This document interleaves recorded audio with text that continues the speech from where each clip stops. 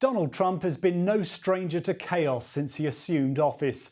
The US president was en route to the Super Bowl when he briefed reporters about his intentions to impose a 25% tariff on all steel and aluminium imports. Any steel coming into the United States is going to have a 25% tariff. What about aluminum, sir? Aluminum too. 10%? No, 25%. 25 for aluminum. 25 for both.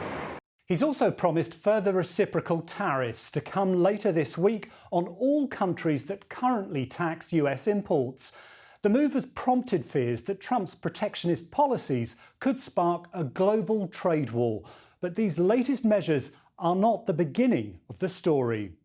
His announcement follows threats of 25% tariffs on US neighbours, Canada and Mexico, as well as 10% on Chinese goods.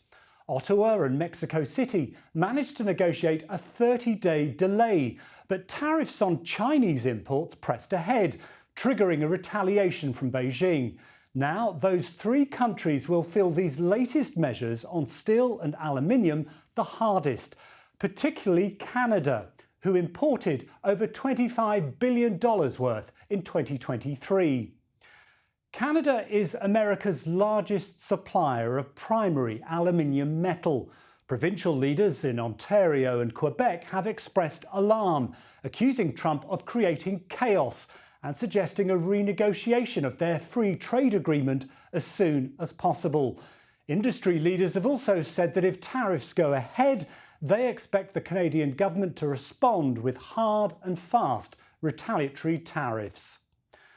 Mexico and China are also major suppliers of metals to the US. Each imported over $13 billion in 2023.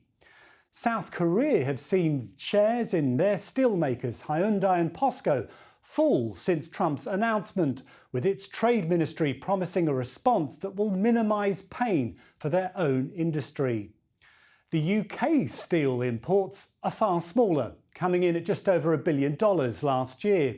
However, industry leaders fear that the tariffs could have a devastating blow on UK steel, with the potential damage of over £400 million worth of the steel sector's contribution to the UK's balance of trade. The European Union have also promised to retaliate tariffs on its goods as shares in their steel makers fall. So, with such chaotic implications worldwide, why is Trump doing this? Tariffs are a cornerstone of his vision of making America great again. He sees them as a tactic of growing the US economy, raising tax revenue, reducing trade deficit in goods and protecting jobs.